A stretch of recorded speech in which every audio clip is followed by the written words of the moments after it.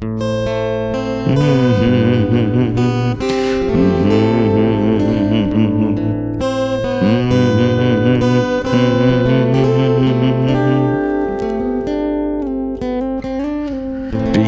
kasih Tuhan,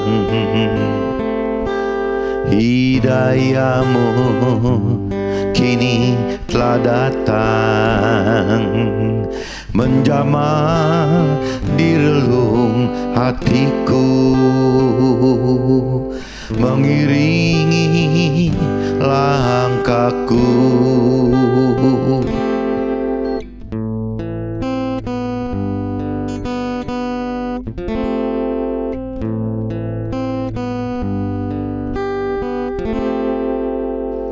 Sungguh aku bahagia, sungguh hidupku kini berarti, kasih-Mu memeluk jiwaku, Kau tuntun langkahku.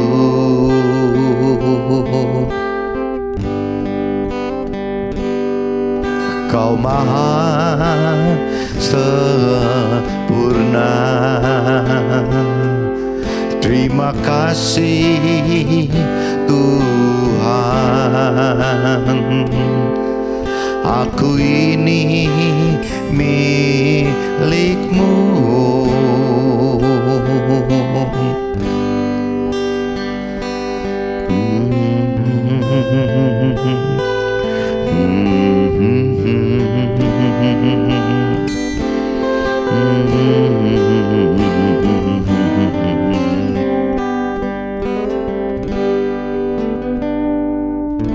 Sungguh aku bahagia,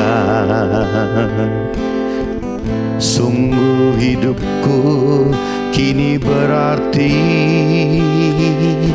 kasih-Mu memeluk jiwaku, Kau tuntun langkahku.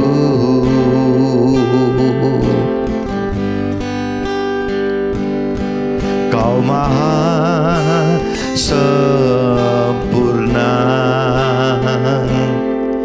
Kau beri keindahan-Mu.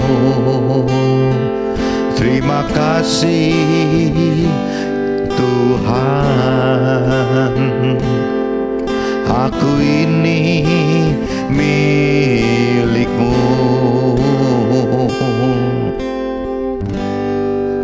Aku ini milik-Mu.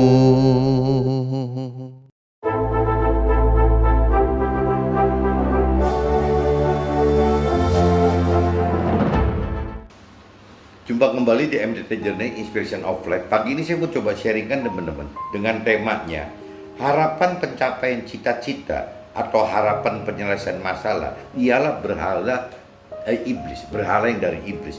Nah ini jadi kalau saya pelankan harapan teman-teman, harapan pencapaian cita-cita. Jadi kapan kita akan mendapatkan menggapai cita-cita itu, atau ya harapan penyelesaian masalah, kapan masalah ini bisa berlalu selesai gitu. Itu bisa menjadi berhala yang dari iblis teman-teman. Karena akhirnya kita benar-benar berpengharapan kapan cita-cita itu bisa dapat kita raih, atau kita mengharapkan bagaimana supaya permasalahan yang kita alami itu bisa berlalu. Nah dua-duanya penuh pengharapan. Nah pengharapan yang berlebihan, pengharapan yang lebih dari berharap kepada Tuhan, percaya kepada Tuhan, itu adalah berhala teman. Maksudnya begitu. Ini ada mentor rohani yang katakan seolah-olah pengharapan positif atau negatif itu adalah ya berhala gitu. Nah ini nanti coba kita bahas bareng-bareng apa iya gitu, bahwa yang namanya pengharapan itu baik itu positif atau itu negatif ujungnya gitu. Apakah tetap itu namanya berhala gitu, karena melebihi dari pengharapan kita kepada Tuhan. Nah ini saya coba baca teman-teman impresinya di kitab Roma pasal 4 ayat 19 sampai 22 dan kitab 1 Petrus teman-teman pasal 1 ayat 13 25. Saya baca dulu sebelum masuk ke dalam draft teman-teman. Roma pasal 4, teman-teman cari Roma pasal 4 ayat 19 sampai 22, teman-teman. Imannya tidak menjadi lemah, walaupun ia mengetahui bahwa tubuhnya sudah sangat lemah karena usianya telah kira-kira 100 tahun dan bahwa rahim Sarah telah tertutup. Tetapi terhadap janji Allah ia tidak bimbang karena ketidakpercayaan karena janji Allah ia tidak bimbang karena ketidakpercayaan, malah ia diperkuat dalam imannya dan ia memuliakan Allah gitu.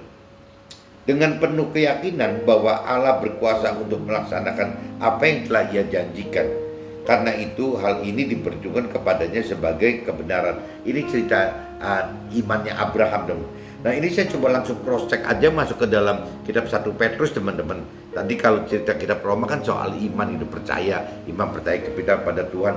Jadi jangan sampai kita malah lebih percaya kepada kapan pengharapan itu akan terjadi gitu. Ini yang tidak boleh, teman-teman. Jadi kita harus lebih percaya dengan iman itu. Kalau memang Tuhan janjikan bahwa masalah itu akan bisa kita hadapi gitu, yang tadinya halangan menjadi rintangan, sesudah kita percaya saja gitu.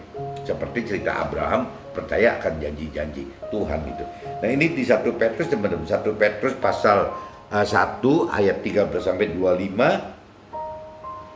Ini judul perikopnya, teman-teman. Kekudusan dan kasih persaudaraan, judulnya itu, teman-teman.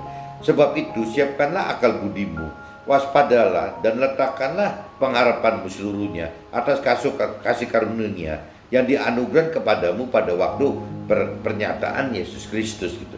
Hiduplah sebagai anak-anak yang taat dan jangan turuti hawa nafsu yang menguasai kamu pada waktu kebodohanmu. Tetapi hendaklah kamu menjadi kudus di dalam seluruh hidupmu, sama seperti Dia yang kudus, yang telah memanggil kamu. Sebab ada tertulis, kuduslah kamu sebab aku kudus. Dan jika kamu menyebutnya Bapa, yaitu Dia yang tanpa memandang muka menghakimi semua orang menurut perbuatannya, maka hendaklah kamu hidup dalam ketakutan selama kamu menumpang di dunia ini. Nah, ini teman-teman mesti sering ingat loh, teman-teman, bahwa selama kita hidup di dunia ini adalah menumpang statusnya, bukan tujuan akhir, teman-teman. Tujuan akhir secara rohani, tujuan akhir secara Tuhan Allah adalah nanti di alam akhirat, teman-teman. Jadi sementara ini selama kita di dunia hidup 70, 80 atau 120 tahun adalah menumpang, sementara sekali. Nah, ini yang Tuhan sering ingatkan, jangan sampai kita menghabiskan all out apa saja hanya untuk dunia ini. Kita mesti bisa mikir bahwa kalau kita mau all out untuk total hidup gitu ya, itu mestinya dengan pola pikir nanti di alam akhirat, teman-teman. Karena alam akhirat itu tidak berbatas 70, 80 atau 120 tahun, tidak ada batasnya gitu. Nah, ini yang Tuhan selalu ingatkan kita itu seperti itu. Jangan sampai kita terjebak oleh cuman target-target duniawi saja. Biasanya kalau pengusaha atau orang karir, teman, target utamanya adalah mencari kesuksesan duniawi. Ya, untuk apa? Untuk mendapatkan kebahagiaan hidup di duniawi juga gitu. Nah, sedangkan cerita kalau rohani atau cerita versi Tuhan bahwa kategori duniawi ini kan nggak ada gunanya gitu, karena akan kita tinggalkan masuk ke dalam yaitu proses-proses ke dalam akhirat itu gitu. Yang dibutuhkan itu justru target keselamatan akhirat, bukan kesuksesan duniawi atau kebahagiaan duniawi saja gitu. Ini yang Tuhan selalu ingin bagi kita, jangan sampai kita terlupa, akhirnya kita cuma total hidup hanya untuk kepentingan duniawi saja, yang sementara dan 70, 80, 120 tahun saja, teman-teman. Diingatkan Tuhan seperti itu gitu. Jadi istilah Tuhan itu menumpang, seperti menumpang gitu. Sebab kamu tahu bahwa kamu telah ditebus dari cara hidupmu yang sia-sia, yang kamu warisi dari nenek moyangmu. Itu bukan dengan barang fana, bukan pula dengan perak dan emas, melainkan dengan darah yang mahal, yaitu darah Yesus itu gitu ya. Kalau bicara di kitab Nasrani, Yesus itu, Nabi Isa itu menebus manusia, teman-teman, untuk bisa tidak berdosa gitu. Sama seperti anak domba yang tak bernoda dan bercacat. Ia telah dipilih sebelum dunia dijadikan, tetapi karena kamu, ia baru menyatakan dirinya pada zaman akhir. Oleh Dialah kamu percaya kepada Allah yang telah membangkitkan Dia dari antara orang mati dan yang telah memuliakannya, sehingga imanmu dan pengharapanmu bertuju kepada Allah gitu. Karena kamu telah menyucikan dirimu oleh ketaatan kepada kebenaran, sehingga kamu dapat mengamalkan kasih persaudaraan yang tulus ikhlas. Hendaklah kamu bersungguh-sungguh saling mengasihi dengan segenap hatimu. Karena kamu telah dilahirkan kembali bukan dari benih yang fana, tetapi dari benih yang tidak fana, oleh firman Allah yang hidup dan yang kekal. Sebab semua yang hidup adalah seperti rumput, dan segala kemuliaannya seperti bunga rumput. Ya, dan bunga rumput menjadi kering dan bunganya gugur gitu. Tetapi firman Tuhan tetap untuk selama-lamanya. Inilah firman yang disampaikan firman Tuhan kepada kita semua gitu. Nah, ini saya sudah bacakan teman-teman bahwa kalau di kitab 1 Petrus pasal 1 ayat 13 sampai 25 itu intinya cuma Tuhan ingatkan bahwa hidup di dunia ini sementara, dan jangan sampai kita cuma mengumbar nafsu-nafsu duniawi kita gitu untuk memuas-puaskan diri, menghabis-habiskan segala macam gitu yang tadi dibilang total itu ya hanya untuk kepentingan duniawi saja. Nah, ini Tuhan ingatkan bahwa kita ini sifatnya sementara sekali gitu. Jadi cuman seperti menumpang saja. Coba saya masuk langsung ke dalam aja teman-teman, siapa tahu bisa lebih jelas gitu. Jadi permasalahan jika kita amati akan selalu datang silih berganti. Simak masalah 10 tahun berlalu di mana permasalahan saat ini dianggap sebagai halangan, tetapi kenyataan dapat terlewati sebagai rintangan. Terlebih lagi jika kita andalkan Tuhan itu. Jadi maksud saya teman-teman, saya coba melihat catatan saya itu kan udah 10 tahun lebih nih teman-teman. Ya, waktu itu saya menghadapi permasalahan, saya anggap permasalahan itu besar sekali dan tidak bisa dilewati teman-teman. Sampai akhirnya frustasi gitu, gak ngerti harus apa. Tapi kalau saya lihat sekarang setelah lewat 10 tahun, permasalahan yang saya anggap waktu itu halangan, yang tidak bisa kita lewati, tidak bisa saya lewati, ternyata terlewati itu teman-teman. Nggak tahu meskipun caranya gimana, pusing-pusing gimana, tapi terlewati gitu. Nah, secara tidak sadar ini sudah berlalu 10 tahun teman-teman. Berarti yang waktu itu kita anggap halangan itu tidak bisa mungkin terlewati, tapi dalam kenyataannya situasi kondisi itu membuat halangan itu menjadi rintangan teman-teman. Nah, kalau untuk saya pribadi, saya bisa ngomong seperti ini karena saya waktu itu secara akal saya, secara rasio saya, secara kekuatan mengandalkan diri sendiri udah nggak mungkin teman. Jadi akhirnya buat saya saya coba masuk ke dalam bagaimana saya terus mempelajari pengenalan firman Tuhan gitu, ya bagaimana melakukan firman Tuhan gitu, dan ya lepas melakukan atau tidak, ya saya intinya cuma bersandar dan mengandalkan Tuhan karena waktu itu tidak punya solusi apa-apa teman-teman. Secara rasio itu nggak punya solusi apa-apa gitu. Nah, kalau kita sudah di posisi seperti itu, ya kembali lagi gitu teman-teman. Jadi tidak ada masalah sebenarnya yang tidak bisa diselesaikan gitu. Nah, problemnya teman-teman, kalau kita menghadapi permasalahan seperti itu, kita mau menaruhkan pengharapan penyelesaian permasalahan, halangan itu supaya menjadi rintangan, itu kepada siapa teman-teman? Ya, apakah kita menaruh pengharapan itu kepada proses penyelesaian permasalahan itu, akhirnya kita selalu dengan pola pikir ya sudah, nanti kalau permasalahan udah selesai berarti saya akan begini, kalau permasalahan udah selesai berarti saya akan roba begini, kalau permasalahan udah selesai berarti saya mulai akan menyempatkan waktu lebih mengerti firman Tuhan, kalau misalnya permasalahan udah selesai berarti saya harus hidup lebih benar, lebih baik gitu, kalau permasalahan selesai berarti saya mesti robah pola hidupnya. Selalu begitu teman. Jadi permasalahan itu selalu ditunggu-tunggu gitu dengan pengharapan selesai. Nah, sedangkan firman Tuhan katakan itu nggak usah dipikirin gitu, ya nggak perlu, itu pasti akan selesai gitu. Nah, kalau waktu kita terlalu mikirkan pengharapan hanya satu-satunya bagaimana penyelesaian bisa lewat, yang dikhawatirkan itu jadi pengharapan itu menjelma menjadi berhala teman-teman. Oleh iblis dimanfaatkan menjadi berhala gitu. Berhala itu adalah berpengharapan yang melebihi pengharapan kepada Tuhan. Kalau kita tidak mau masuk terjebak penyelesaian permasalahan itu menjadi berhala, ya satu-satunya jalan cuma bagaimana kita berpengharapan kepada Tuhan. Apa gitu janji Tuhannya gitu. Nah, untuk bisa mengenal janji Tuhan, ya kita harus mengenal, mendalami pengenalan akan firman Tuhan dulu. Ya kita harus bisa benar-benar bukan cuma mengenal, tapi mampu mengerti apa maksud dari firman itu gitu. Dan kita harus tahu juga teman-teman apa janji-janji firman Tuhan itu gitu. Nah, ini balik lagi, kalau kita sudah berpengharapannya kepada Tuhan, ya berarti kita tidak terjebak ke dalam berhala yang tadi berpengharapan ya terhadap penjelasan masalah itu. Jadi maksudnya gitu teman-teman. Jadi berpengharapan yang berlebihan, berpengharapan baik itu hal negatif atau positif yang berlebihan, yang sudah melebihi pengharapan dari Tuhan gitu, ya itu akhirnya ya menjadi berhala teman. Jadi ingat teman-teman, berpengharapan baik kepada hal negatif atau positif itu tetap disebutnya berhala teman. Nah, ini yang teman-teman mesti simak gitu. Justru bagaimana Tuhan tidak suka ini, yang Tuhan suka itu kita itu semua berharap kepada Tuhan. Nah, berharapnya bagaimana? Ya harus mengenal mengerti akan firman Tuhan, perintah-perintah firman Tuhan, dan juga harus mengenal mengerti akan janji-janji Tuhan teman. Bahkan ujungnya ya harus tahu rancangan dan kehendak Tuhan gitu. Jadi kalau kita sudah berpengharapan kepada Tuhan, ya kita tidak pernah akan kebingungan mengharapkan penyelesaian masalah atau tidak kebingungan kapannya cita-cita saya bisa tercapai. Ya memang tidak ada gitu teman. Ya kita berjalan saja gitu bersama Tuhan gitu, mengalir saja gitu. Nah, ini maksudnya seperti itu teman-teman.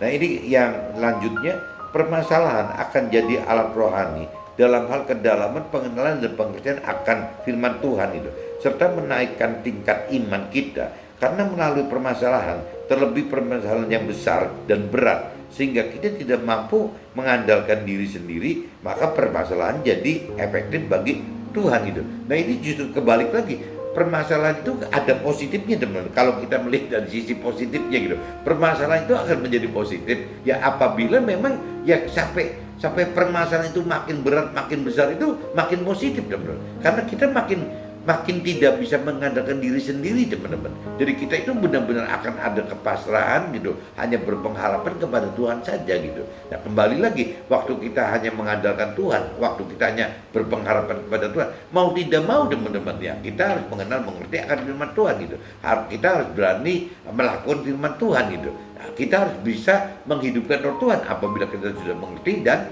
memang untuk melakukan firman Tuhan harus ada roh Tuhan teman. Untuk mengerti saja sudah harus ada firman Tuhan, ada roh Tuhan gitu.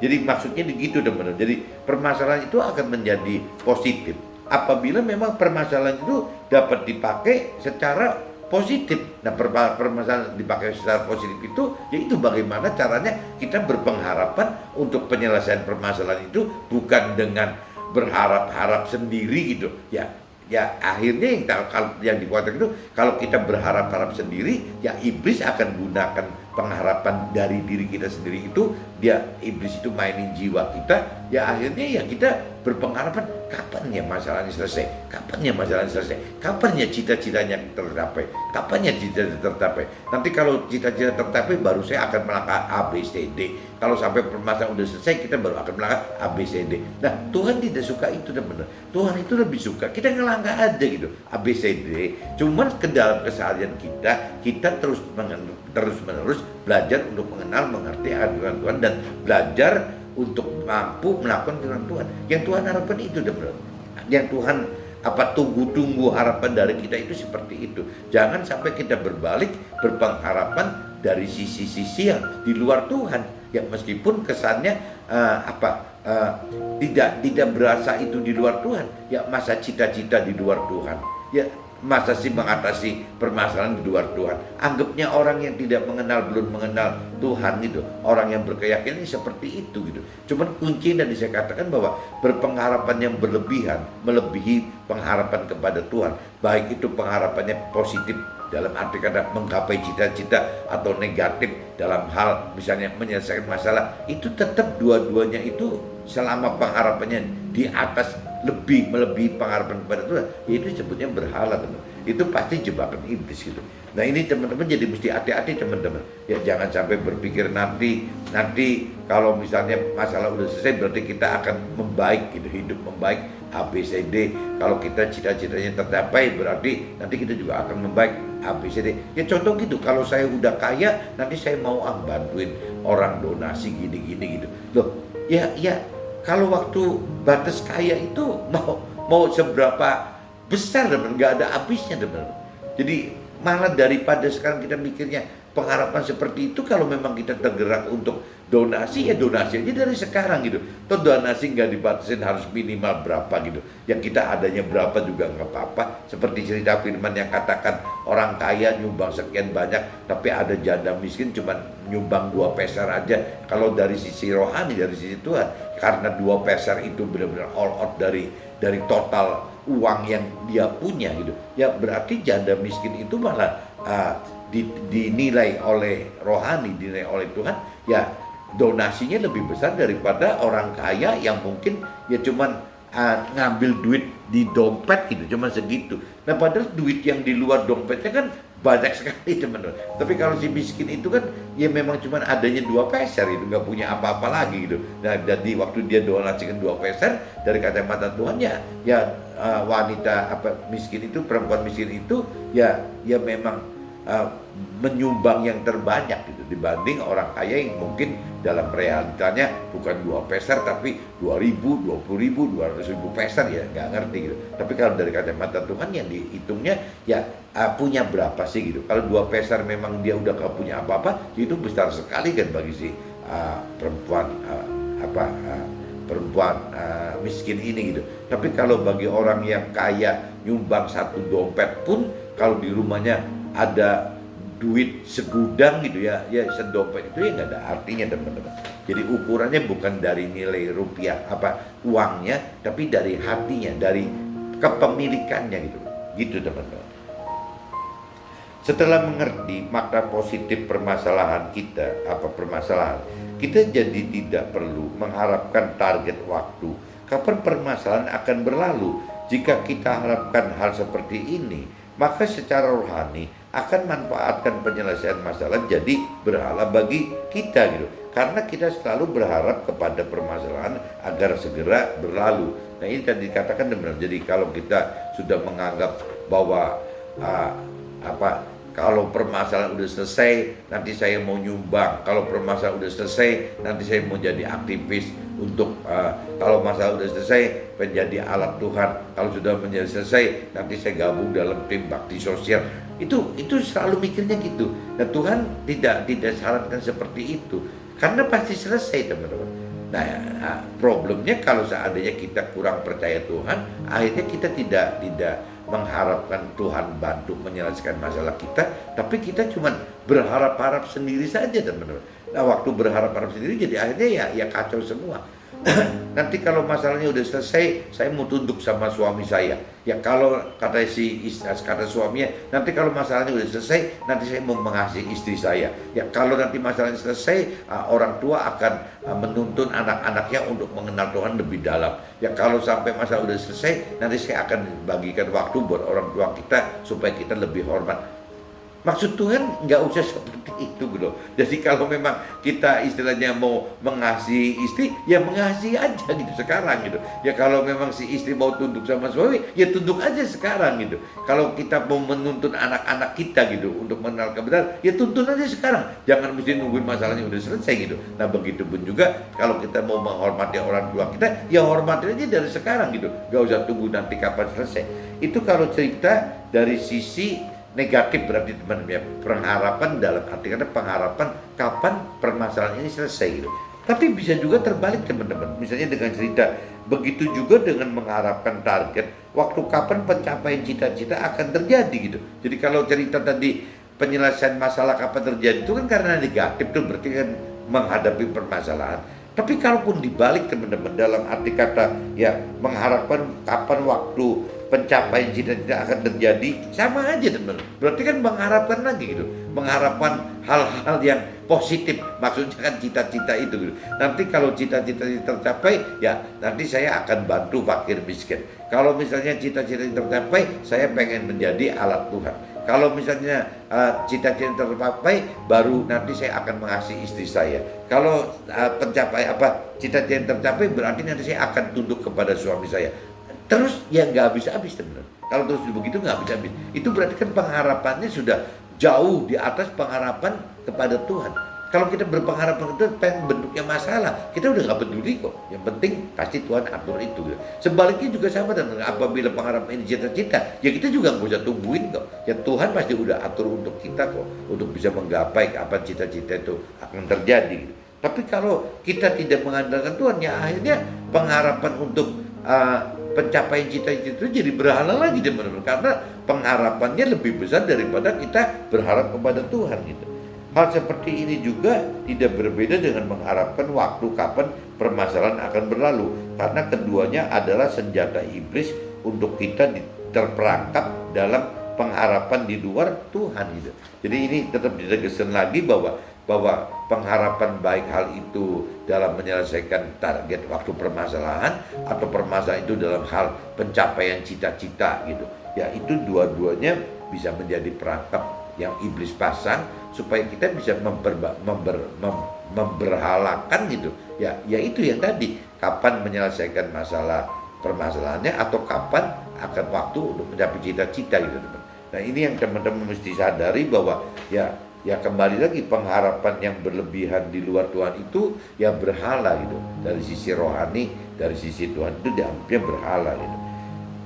Seperti di firman 1 Petrus teman-teman, firman 1 Petrus pasal 1 ayat 13. Sebab itu siapkanlah akal budimu, waspadalah dan letakkanlah pengharapanmu seluruhnya atas kasih karunia Tuhan yang dianugerahkan kepadamu pada waktu pernyataan Yesus Kristus, dalam waktu pernyataan Nabi Isa, dalam waktu pernyataan ya firman Tuhan kan gitu. Kalau saya universalkan menjadi seperti itu teman-teman. Jadi firman di 1 Petrus pasal 1 ayat 13 itu mengingatkan, sebab itu siapkanlah akal budimu, waspadalah dan letakkanlah pengharapanmu seluruhnya atas kasih karunia Tuhan yang dianugerahkan kepadamu pada waktu pernyataan Yesus atau pernyataan firman Tuhan itu. Jadi kembali lagi pengharapan kita itu ya kembali lagi harus ada disesuaikan dengan firman Tuhan teman. Bukan diharapkan seolah-olah tidak dengan dasar gitu. Kalau tidak dengan dasar ya pasti yang maju itu bukan firmannya, bukan dari roh gitu. Yang maju itu pasti jiwa teman. Jadi pikiran perasaan kehendaknya si manusia sendiri dari pikiran perasaan kehendaknya kita sendiri gitu. Nah itu nanti akhirnya ya terjebak dalam iblis teman. Iblis akan terus racuni pikiran perasaan kitanya gitu, kehendak kitanya gitu.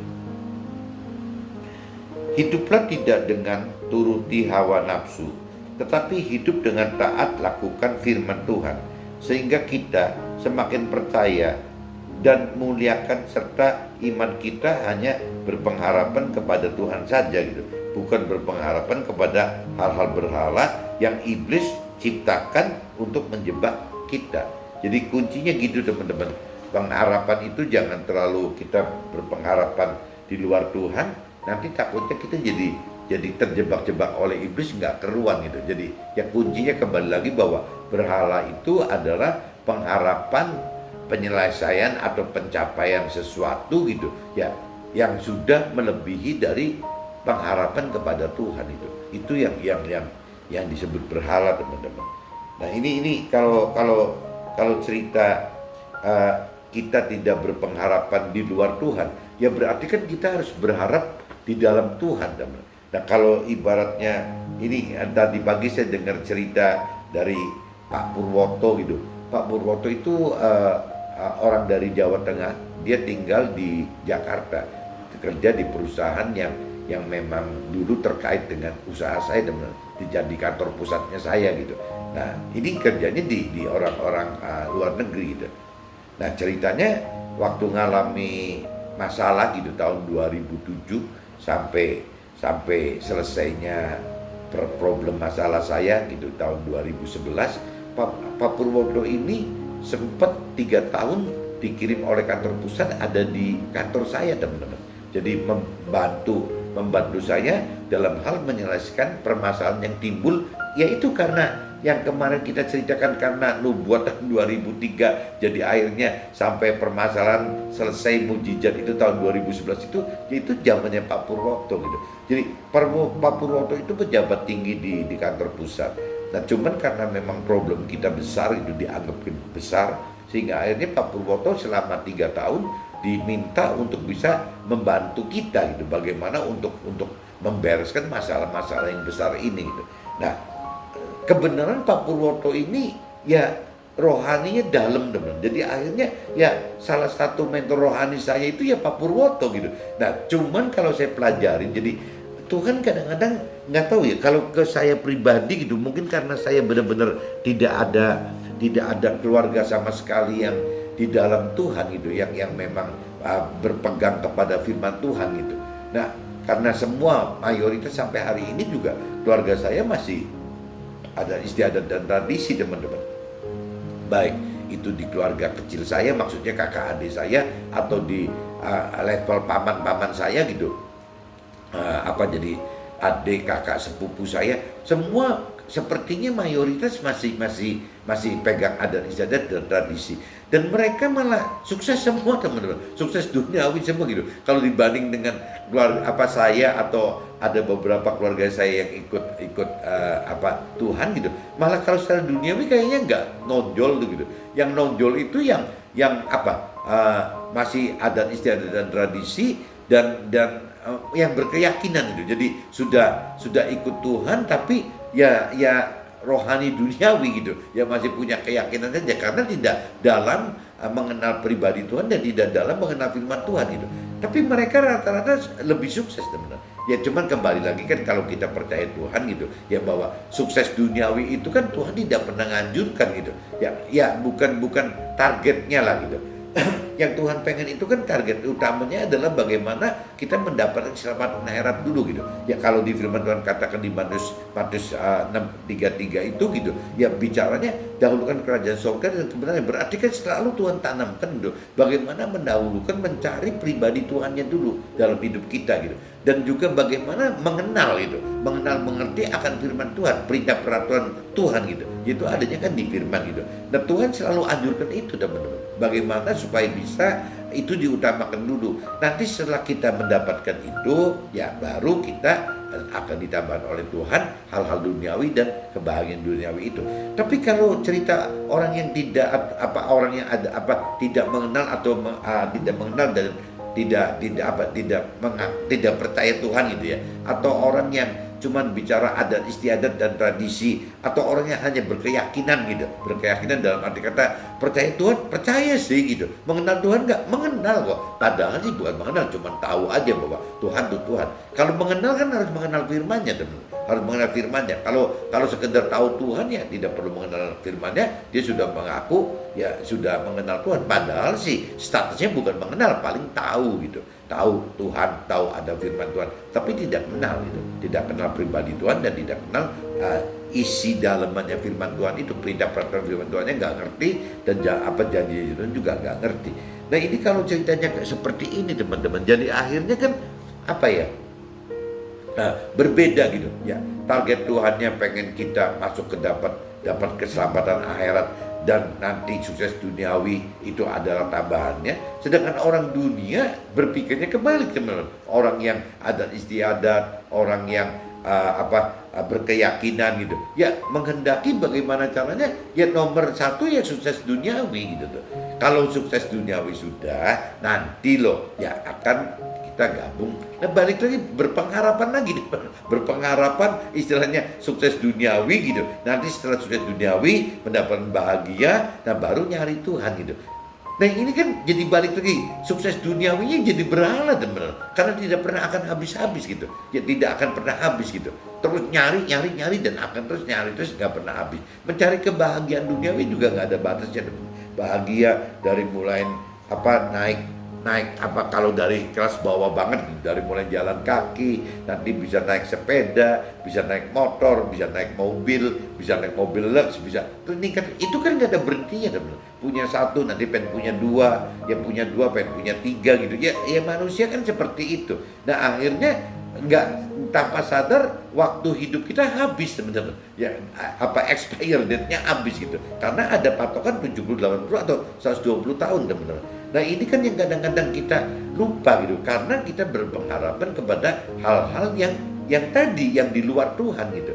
Nah Tuhan tidak suka itu teman-teman. Jadi pengen urusannya bagaimana kesuksesan mencapai cita-cita, saya pengen sukses duniawi, saya pengen bahagia duniawi. Itu kan seperti orang cita-cita teman-teman. Itu Tuhan juga nggak suka, karena pengharapannya lebih besar daripada pengharapan kepada pribadi Tuhan. Nah begitu pun juga pengharapan kepada penyelesaian masalah. Itu utang nggak beres-beres, ini sakit nggak sembuh-sembuh, kayak ini jodoh kok nggak dapat-dapat. Nah akhirnya kan terus mikir seperti itu teman-teman. Mikir seperti itu lebih besar daripada berpengharapan kepada Tuhan. Jadi akhirnya berpengharapan menyelesaikan sendiri. Nah ini yang secara rohani katakan hati-hati, iblis bisa manfaatkan momen-momen seperti ini gitu. Jadi akhirnya ya problem kita gitu, baik itu hal positif dalam arti kata pencapaian cita-cita gitu, kita pengen jadi sukses duniawi, pengen bahagia duniawi, atau sebaliknya teman, ini utang gak beres-beres, ini sakit gak sembuh-sembuh gitu. Ya dua-duanya iblis akan manfaatkan sebagai berhala-berhala itu. Berhala, kembali lagi, berhala adalah sesuatu yang berpengharapan lebih daripada pengharapan kepada Tuhan. Nah pagi ini Pak Purwoto kirim sharing gitu, ceritanya judulnya lucu teman-teman. Ya bagaimana kita bicara kita tandem sama Tuhan gitu. Jadi kita seolah diibaratkan Pak Purwoto, kita lagi naik sepeda tandem sama Tuhan gitu. Jadi lagi ikut lomba atau lagi jalan-jalan di perbukitan gitu. Jadi tapi dengan kondisi tandem gitu. Tandem maksudnya jadi satu sepeda tapi pedalnya dua teman-temannya. Nah problemnya kan kalau banyak manusia yang punya keinginan, Tuhan itu kan yang di depan teman-teman, yang pegang kendalinya gitu. Ya, kita tandem sama Tuhan, kita yang di jok belakang, jok kedua gitu. Jadi kita cuma ikut ngegoes aja gitu. Nah, sedangkan kalau di depan itu kan harus nyetir dan ngegoes gitu. Kalau di belakang cuma ngegoes aja. Manusia secara nggak sadar, banyak sekali manusia itu yang seolah-olah ya pengennya Tuhan di depan gitu. Ya, kita tidak punya inisiatif apa-apa gitu. Nah, itu nanti akhirnya jadi susah teman-teman. Ya, sedangkan Tuhan pengennya kan kita kan kehendak bebas kita kan tidak dimatikan gitu teman-teman. Contohnya cerita Adam dan Hawa kan teman-teman. Adam dan Hawa waktu untuk makan buah yang terlarang itu gitu. Ya Tuhan sudah peringatkan kok ya bahwa buah itu jangan dimakan gitu. Tapi Tuhan kan tidak mau ngasih satu paksaan tidak bebas gitu. Ya kehendak dari Adam dan Hawa itu dikekang tidak bebas. Tuhan kan nggak mau. Terhadap kita juga sama teman-teman. Tuhan itu ada batasan itu, yang tidak mau maksa kita untuk harus A atau B gitu. Masalah memilih itu ya masalah kita, masalah mampu gitu, kemauan untuk memilih yaitu adanya di kita. Tapi kalau bicara kemampuan, Tuhan janji ya akan mampu gitu. Jadi contoh misalnya kalau kita mau kenal firman enggak, kalau bicara mau kenal firman itu Tuhan nggak mau campurin tuh. Ya kita mau atau enggak gitu, nggak bisa Tuhan paksa, Tuhan nggak mau paksa gitu. Ya nggak mau, memang aturan Tuhan seperti itu gitu. Tapi kalau begitu kita mau mengenal Tuhan, tapi kita tidak mengerti akan firman Tuhan itu, lah Tuhan mau gitu. Ya Tuhan bukan mau, Tuhan akan bantu untuk membuat kita mampu gitu. Begitupun kalau melakukan firman Tuhan benar. Ya kalau bicara mau melakukan firman Tuhan atau tidak itu ya nggak bisa Tuhan campurin, itu kita orang gitu. Tapi kalau bicara mampu melakukan, ya Tuhan mau bantu gitu. Nah untuk mengerti dan mampu melakukan itu, Tuhan malah sediakan roh Tuhan di dalam kita masing-masing gitu, di dalam roh kita gitu. Ya itu kan sudah bukti komitmen dari Tuhan untuk kita. Jadi pasti gitu, kalau memang ada roh Tuhan, ya kita akan mampu mengerti dan kita akan mampu melakukan. Tapi kalau bicara mampu untuk mau mengenal itu Tuhan nggak bisa gitu, karena mau itu adalah ya alat tes Tuhan. Kita percaya enggak, kita berpengharapan enggak kepada Tuhan itu. Jadi kuncinya itu. Makanya tadi kalau pagi Pak Purwoto cerita sepeda Tuhan dengan sepeda tandem dengan kita gitu, ya kita berarti yang mesti pegang setirnya teman-teman. Tuhan yang duduk di belakang, yang support kita dari belakang gitu. Jadi bukan Tuhan yang pegang setirnya. Nah nanti Tuhan yang ajarin kita bagaimana kita bisa mengendalikan sepeda itu dengan dengan baik dan benar gitu, dan selamat juga gitu. Nah itu Tuhan akan bantu. Jadi waktu kita uh, misalnya kalau kita cerita sepeda tandem itu lomba gitu, waktu kita bicara ini jalan mesti ke kanan ke kiri ya apa lurus gitu atau bagaimana gitu. Nah itu kan dalam dalam lomba itu, dalam perjalanan itu kita kan bisa diskusi sama Tuhan gitu. Kalau kita hidupkan roh Tuhan di dalam hidup kita, ya kita akan tanya, Tuhan ini kanan apa kiri ya? Apa lurus aja? Atau bagaimana? Nah itu kan bisa diperbincangkan. Tuhan itu pengen seperti itu teman-teman. Jadi support di belakang kita gitu.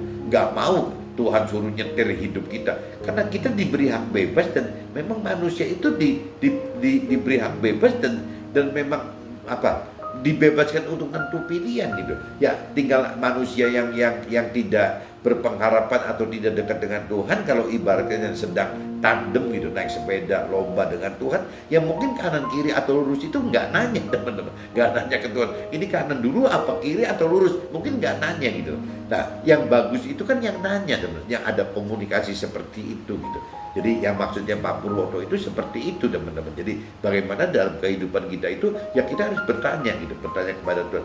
Nah begitupun masalah itu contohnya misalnya kalau arah gitu. Begitupun soal tenaga teman-teman. Ya misalnya kita sedang lomba gitu, tandem naik sepeda tenaga kita habis. Ya Tuhan yang akan support tenaga kita gitu. Dari belakang akan goes habis-habisan.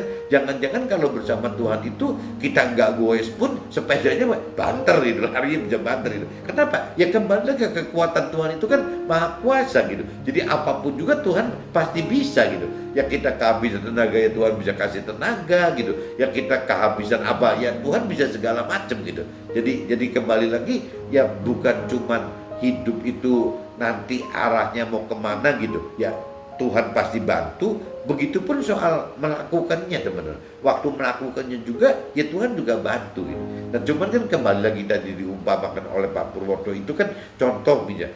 Kita kan harus kenal firman Tuhan gitu. Waktu kita kenal firman Tuhan berarti kita kenal perintah dan peraturan Tuhan.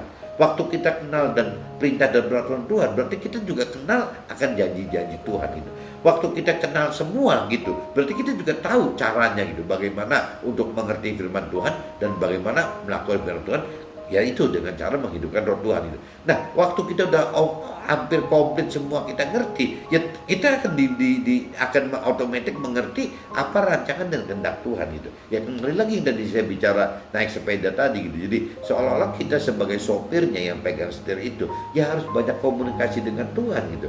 Ya dengan roh Tuhan yang ada di dalam kita. Ya untuk rancangannya mau gimana Tuhan? Ya kehendak Tuhan bagaimana? Nah ini yang mesti terus dibahas teman. Oh ini mesti ke kanan dulu, nanti udah kanan baru ke kiri, nanti setelah kiri ketemu jalan lurus kita kudut yang cepatnya. Ya seperti itu teman.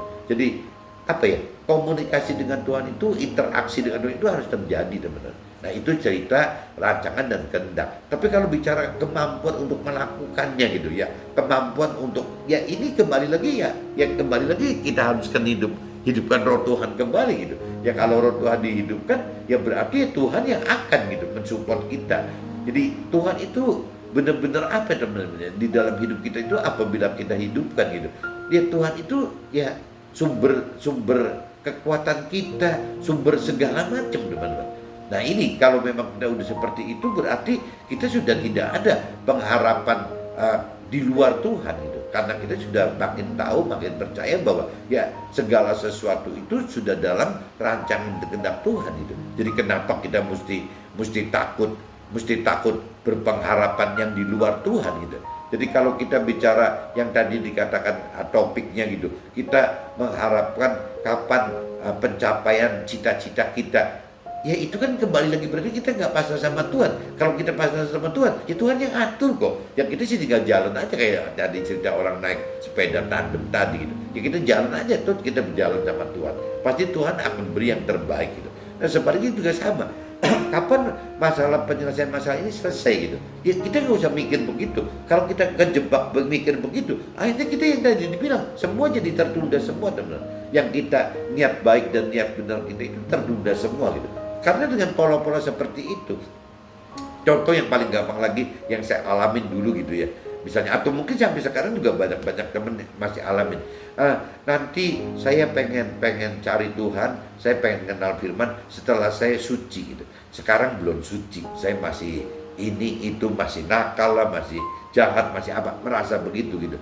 Ya nggak bakal selesai teman. Ya kalau kita tidak, justru mestinya kalau kita memang salah gitu ya, melakukan kesalahan sekarang, justru sekarang cepat-cepat mesti nyari Tuhan, bukan nanti setelah tidak nakal gitu, tidak salah, tidak berdosa baru nyari Tuhan gitu. Kebalik teman-teman. Ya Tuhan itu kan, firman katakan justru orang yang jahat, orang yang bodoh, orang yang salah gitu, orang yang berdosa itu adalah ya priority Tuhan gitu. Tuhan akan nyari orang-orang seperti ini gitu. Bukan orang-orang yang sudah baik dan benar yang diprioritaskan Tuhan. Orang yang berdosa gitu, yang Tuhan memang cari gitu. Jadi jangan dibalik tuh teman. Kalau kita bicara dengan mengandalkan jiwa kita, ya kita selalu akan masuk ke dalam perangkap iblis ya tadi gitu.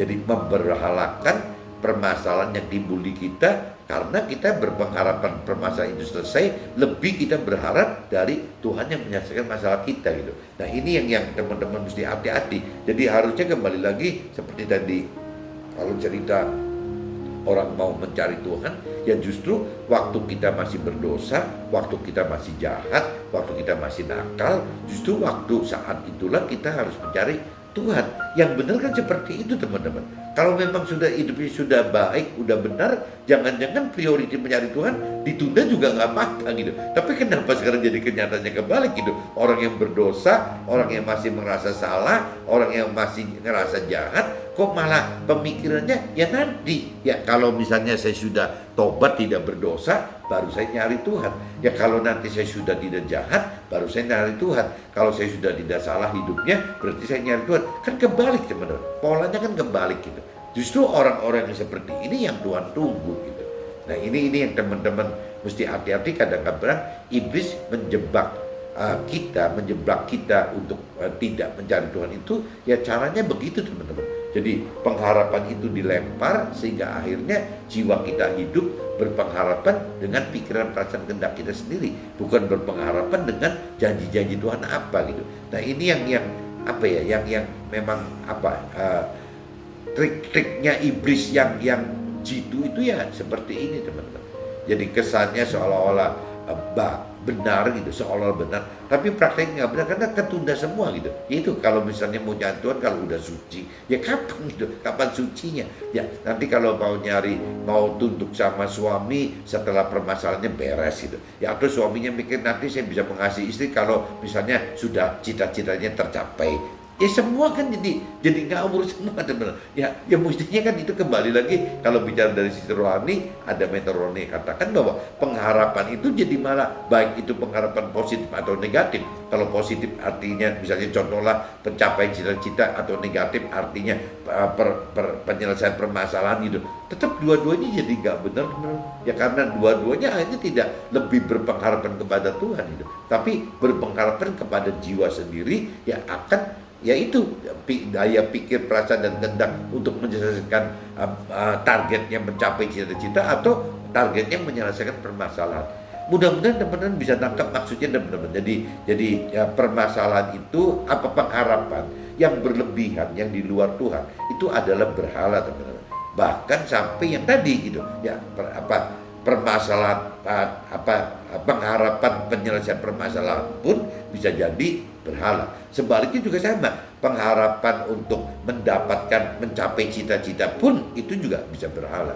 Mudah-mudahan teman-teman bisa tangkap maksudnya. Nah kalau memang bisa tangkap maksudnya, ya sudah, berarti kita hidup harus mengalir saja seperti tadi ceritanya Pak Purwoto gitu. Ya sudah, kita belajar hidup, kita memang yang mengendarai sepedanya gitu, tapi kita berandai-andai ada Tuhan gitu, ada Tuhan di sepeda tandem kita gitu. Ya dalam kehidupan kita harus seperti itu teman-teman. Jadi di interaksi dengan Tuhan waktu kita nyetir sepeda ini, berinteraksi gitu. Tuhan kanan apa kiri apa lurus. Ya Tuhan, ini tenaga saya udah capek sekali Tuhan, biar Tuhan bantu. Ya seperti itulah gitu. Hal-hal seperti itu harus kita adakan interaksi dengan Tuhan itu. Nah, waktu kita sudah bisa seperti itu, pengharapan kita sudah tidak mengharapkan jiwa kita, teman-teman. Baik itu hal positif atau negatif. Ya, kita sudah hidup bersama dengan Tuhan. Waktu kita sudah hidup bersama dengan Tuhan, kita sudah tahu gitu bahwa itu yang akan the best, itu yang terbaik ya gitu. Tanpa berharap ini itu. Ya, karena kita udah setiap saat bersama Tuhan. Mungkin cukup begitu, teman-teman. Jadi tema hari ini saya coba sekali lagi tekankan, harapan pencapaian cita-cita atau harapan penyelesaian masalah ialah bisa menjadi berhala iblis gitu. Iblis ciptakan untuk kita terjerat dalam kondisi ini. Oke, teman-teman, see you, bye bye.